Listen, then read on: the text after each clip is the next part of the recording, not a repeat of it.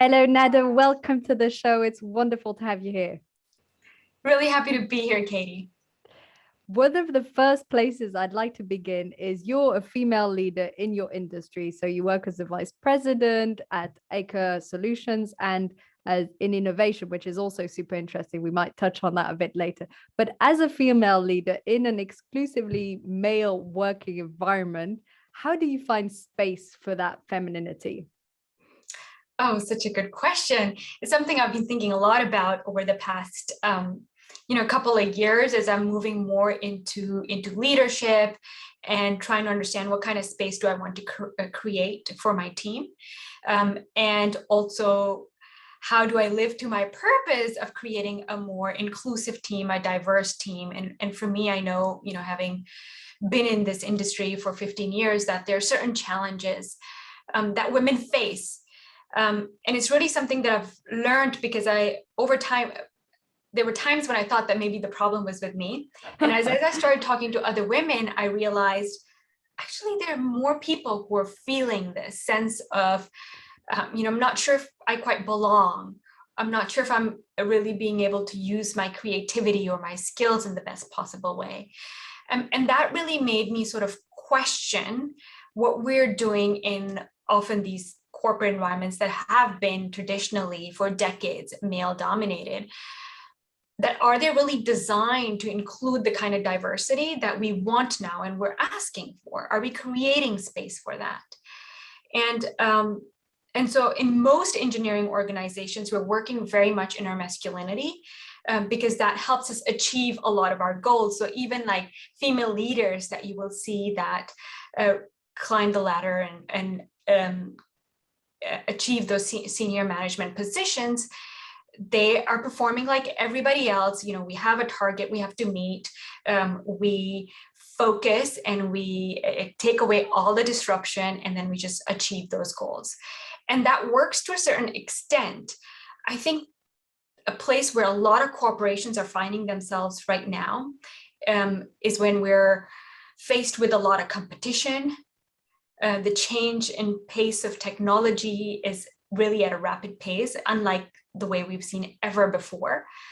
So there are a lot of external pressures, there's market pressure, there are technology pressures, which are demanding companies to transform at a much faster pace and keep up, which requires, I believe, more of this femininity. And that by that I don't mean like being a male or a female person.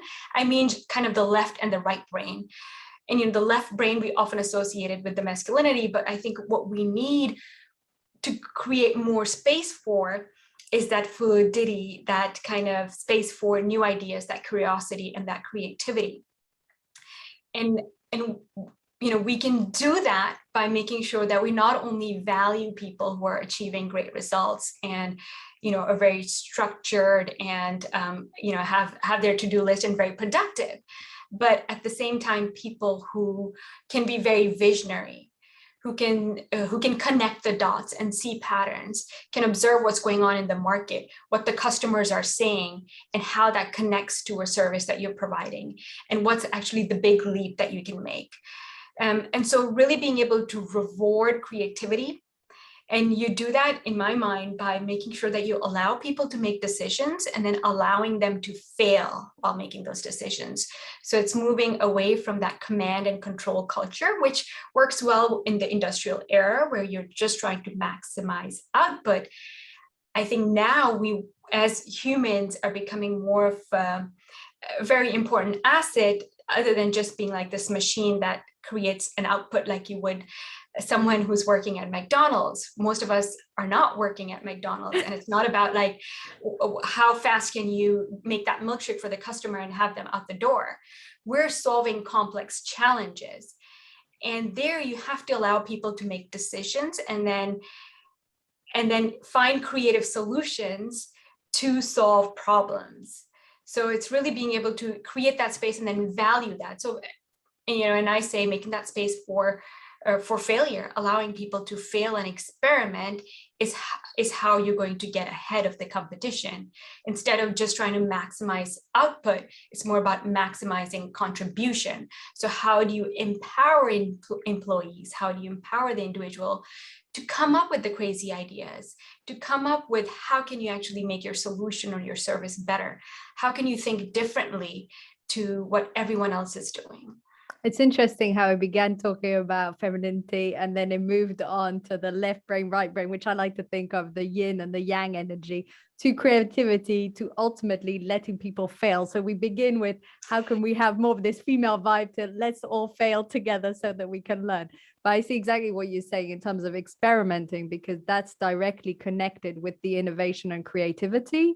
And it's true, there is this contrast between this left brain structured focused approach and the right brain creativity approach. In this book by Chris Bailey, Hyperfocus, 90% of the book or 80% of the book is on hyperfocusing, targeting, managing distractions.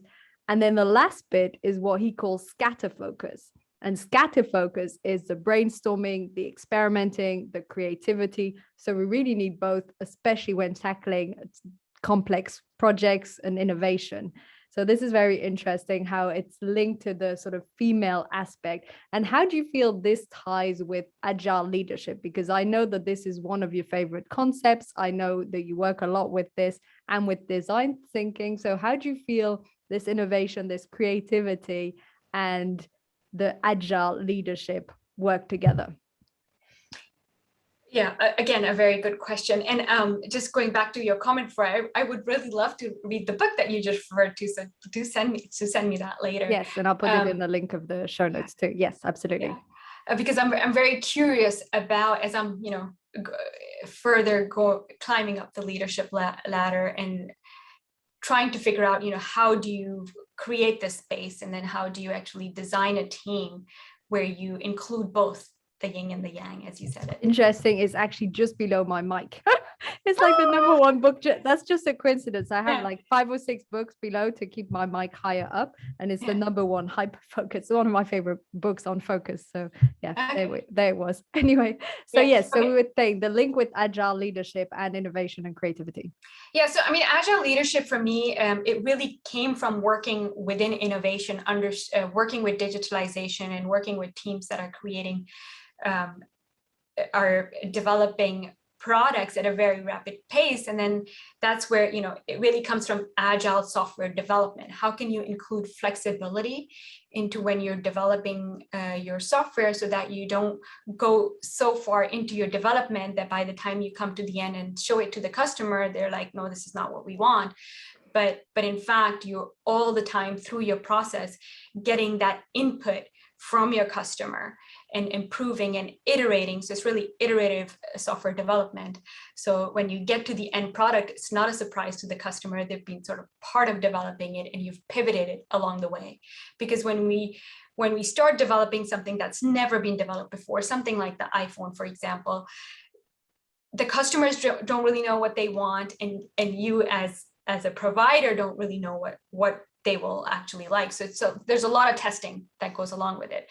And then agility is being able to pivot and get that feedback. So it's really about creating that learning culture and getting that feedback and pivoting along the way.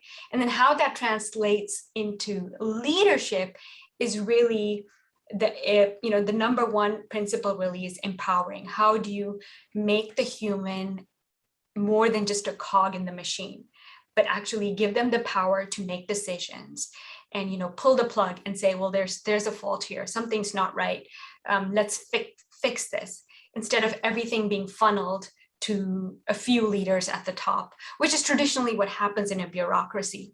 And what that does is only a few senior management people are connected to the change that's required, whereas in an agile leadership format, you want the entire company, you want your entire team to be agile. So it's really being empowering each employee, and you do that by giving them that ability to make decisions. So not having them, be very dependent on you. And that goes very much into what I see today, and and what I've seen in myself also, our tendency to micromanage.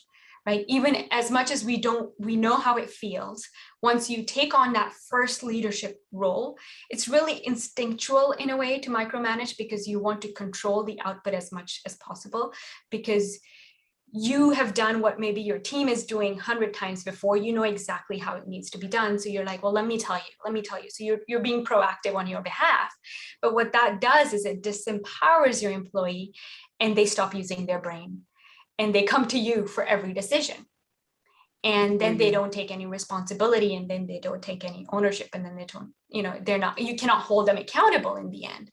So it just does you a big disservice. So it's really thinking about what are you doing in your leadership style that is disempowering them. And you might be coming from a space of, I'm really trying to help them. I know how it's been done before, but let them fail. Let them find out on their own the way you did. So that's rule number one. Second, I talk about setting very clear objectives. So clarity is super important on what you're trying to achieve. I often go with, in the startup world, we use OKRs, objectives and key results, that come from Google.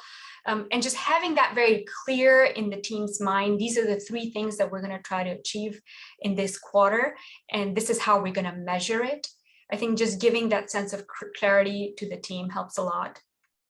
And then the third thing I often talk about is like being adaptive and creating that learning culture instead of being very rigid and holding on to your principles. So even if you've set up objectives in the beginning of the quarter, but making sure that as you're learning, you adapt them.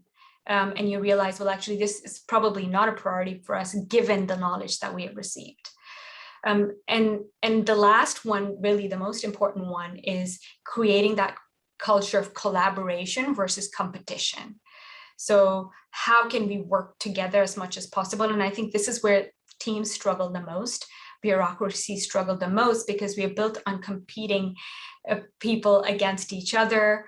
If you are rewarding them in such a manner that automatically gets them to compete with one another, because often you use a curve, only a few people can get promotions this year, versus collaboration, where you actually measure them on goals of how they've achieved something together, how you've contributed to someone else's goal, another team's goal.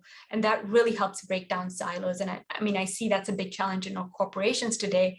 And I think until they change the way that they measure people and reward people, and don't start rewarding them based on how much they're collaborating, they're going to still find it very challenging. Okay, so to summarize briefly the 4 points that you said. So the number 1 was around empowering leadership. So empowering them and not micromanaging them. Then the seeking clarity, which I love. I was listening to Brendan Burchard this morning on Lewis Ho's show. And this is one of the top habits of all high performers, is seeking clarity. So this is essential all the time, individually and in the company. Then number 3, the adaptability and flexibility, that I think is particularly relevant, especially nowadays. And then the last point around collaboration and not competition, which is obviously hyper valuable. I want us to go back to the adaptability and flexibility, because this is such an essential aspect. And I think it ties in quite well with innovation, but also with uncertainty. So how do you find the balance between having a clear direction? Obviously, employees, this is one of the things they do need from leaders, is some decision making and some clear direction. But you also need this adaptability and flexibility. You need both that clear direction, but at any moment need to be able to change your strategy. So how do you find, you as yourself, as the leader, that balance between that clear direction and that adaptability? So as a leader, often teams are looking at you for the vision and providing that direction, right? And as over the past couple of years, as I've employed people who have already 10, 15 years of experience in the industry, and in many instances are more competent than I am in a project that we might be working on. So often I think the number 1 thing that you can do to get them to really buy into the vision is include them as part of creating that vision. So it's not, even though I think traditionally it's expected that the vision is going to come from the company enterprise strategy. As a leader, you tell me the priorities, but as much as possible, you can enable them to make those decisions and have them be part of that vision creation. Then the uncertainties that are going to come along the way, they will take more accountability and ownership to that. Because I'm not doing this just because my manager or my leader is telling me to doing this, but I'm doing this because I made this vision along with my leader and the management team.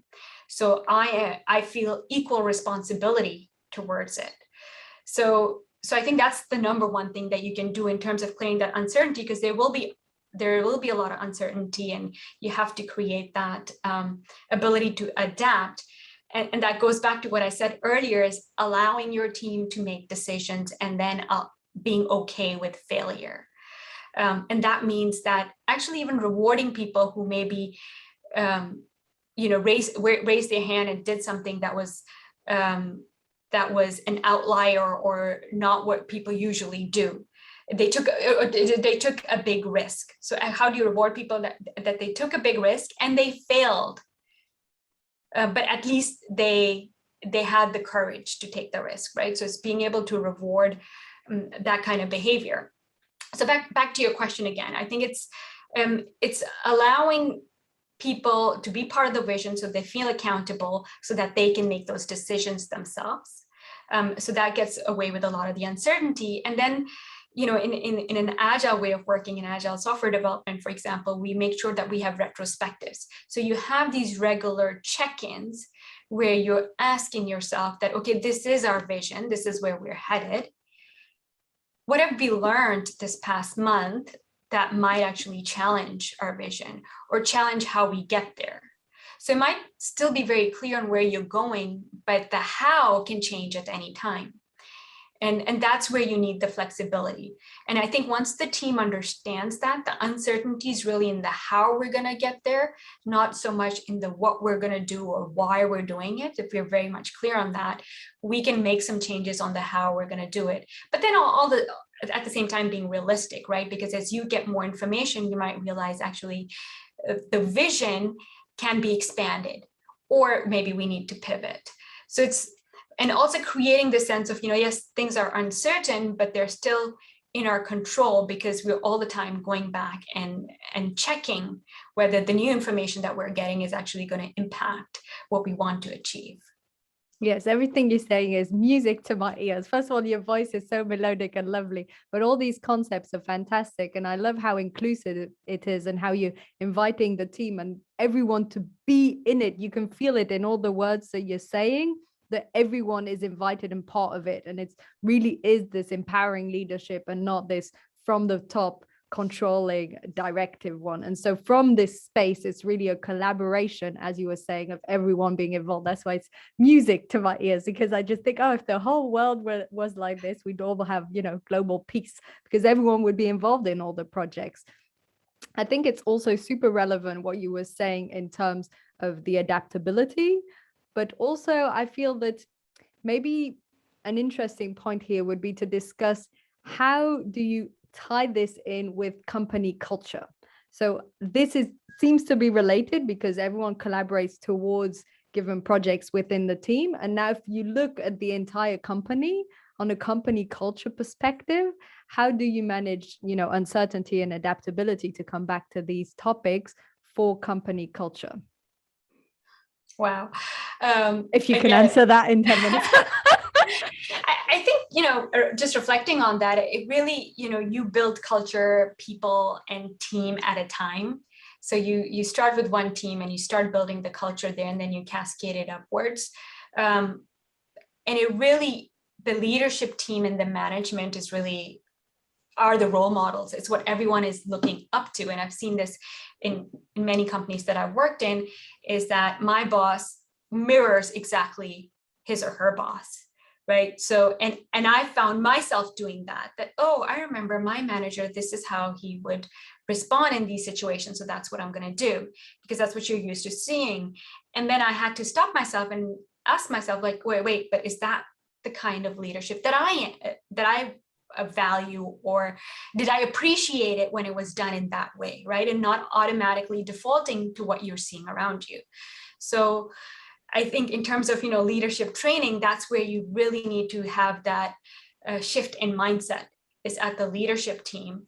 And that's where the culture is really propagated to the rest of the organization.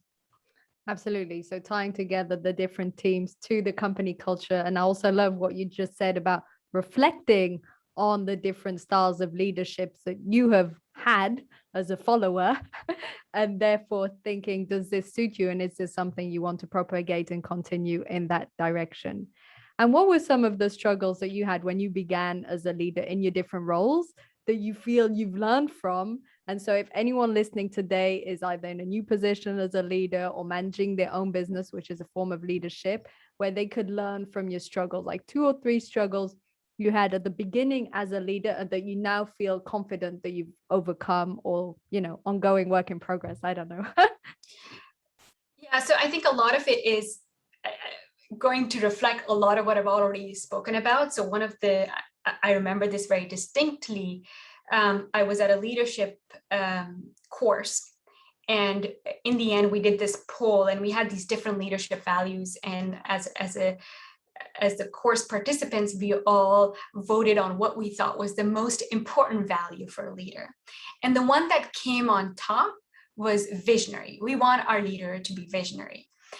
And that came as a surprise to me, because there were other things like agility and inclusive and all these other things that were included that people left it out. And I wasn't, and I don't think I was the one who voted for visionary. So I was really surprised, because I was like, because I came from the thinking like, the vision can come from anywhere, but what you need is a leader who can really empower people, et cetera, et cetera. So that was a really good, insight from me. And I was like, okay, visionary. So I went back to my team, and over the weekend, I thought about this vision for the team. I was like, okay, they're expecting a visionary leader. And I sort of in my mind made this idea of where we need to be heading. And then we had a workshop, and I said, this is the plan. This is what we're going to do. And I got so much pushback. No one liked my idea at all. And I was just, afterwards, I felt so shattered. I was like, why are they not listening to me? And then I went back to one of my team members and I asked them for feedback, and they were like, yeah, because it was, you just made up the entire vision and came up and said, this is how it's going to be, without really getting our input. And then as we're giving your input, now you're being defensive, right? And I think that was a big learning from me. And that's where I went from the style of like coming with a vision and a plan to actually more inclusive, creating that vision, and then not being defensive and being very open to input along the way. So that was kind of number one. And that's why now I often say we're creating this vision together, because that's way easier to get buy-in. And you might have some insights as a leader that others might, because you're in, some of the strategic meetings, you might be meeting more clients than they are, and you bring those into those dialogues and those discussions, just like any other participant. But you're sort of facilitating that discussion so that you get as many inputs as possible. So that was sort of number one for me. And number two, as I took on another bigger leadership role and a bigger team, I was really working to figure out, okay, how do I give feedback to the team, and what's the best way to give feedback? And there I learned that we often think about feedback as I have to tell them how to do something right that they're not doing correctly now. But feedback is equally as important when they're doing something that's good and that you value. And actually, before you earn sort of the right to give them any critical feedback, you should be giving positive feedback. And the trust that creates, that when you actually then go to them about something that's actually constructive feedback, something they need to improve on, they will actually listen and not try to jumble it up all into one meeting. So that was like a big learning from me, that going into the team, I would sometimes come home and reflect on like, wow, I was just amazed at how much courage she showed up with in that meeting and challenged another colleague. And I can kind of reflect on that myself, and it's all in my head that I'm impressed by it, but I don't take the time to actually tell her. So it's kind of realizing, well, if I'm so impressed by her, why don't I actually tell her that that was actually very courageous, and I really look up to her on that. And so I started doing more of that, right? Really paying attention to all the good things that people were doing, and that not only made me learn more about them and really be able to see what their strengths are, because those are then the areas that I can cultivate and help them develop in, so that because those are the areas they're really going to excel in and show in their brilliance. But it also helped me build this trust. So then later when I went back and I said, well, in that meeting, I heard you using the word I a lot, but I know this was teamwork.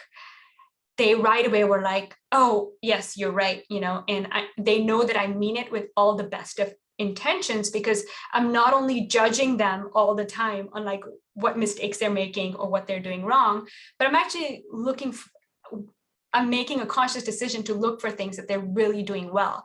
And then the sort of the adjustments that need to happen, that those are just really rare, and on something that I really think would impact the team if they acted or adjusted a little bit differently.